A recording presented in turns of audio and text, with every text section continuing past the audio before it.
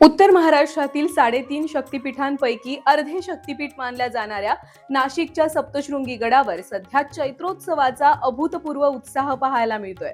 वणी येथे सह्याद्रीच्या 7 शिखरांच्या कुशीमध्ये हे मंदिर वसलेले आहे। देवीची मूर्ती स्वयंभू असून ती साधारणपणे 8 फूट उंच आणि 18 हातांची आहे। पौराणिक कथेनुसार देवीनं याच ठिकाणी महिषासुराचा वध केलेला होता।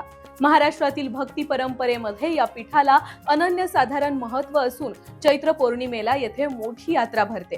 खानदेशामधील धुळे, जळगाव, नंदुरबारसह लगतच्या मध्य प्रदेशातून सुद्धा हजारो भाविक मालेगाव मार्गे अनवाणी पायांनी गडाकडे मार्गस्थ झालेत।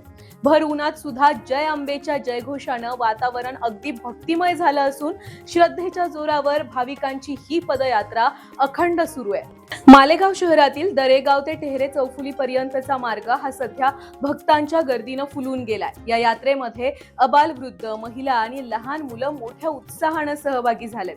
पदयात्रेकरूंना दिलासा देण्यासाठी अनेक सामाजिक संस्था आणि ग्रामस्थ अन्नदान, पिण्याचं पाणी आणि औषधोपचार आणि सोबतच निवाऱ्याची सोय मोफत करताना दिसतायत। विशेषतः श्री गुरुदेव मित्र मंडळासारख्या संस्थांकडून 24 तास जेवण, थंडगार ताक आणि मठ्ठा आणि होय सोबतच मोबाईल चार्जिंग यासारख्या अत्यावश्यक सुविधा सुद्धा पुरवल्या जात असल्यामुळे भाविकांचा हा खडतर प्रवास अगदी सुखकर होतोय।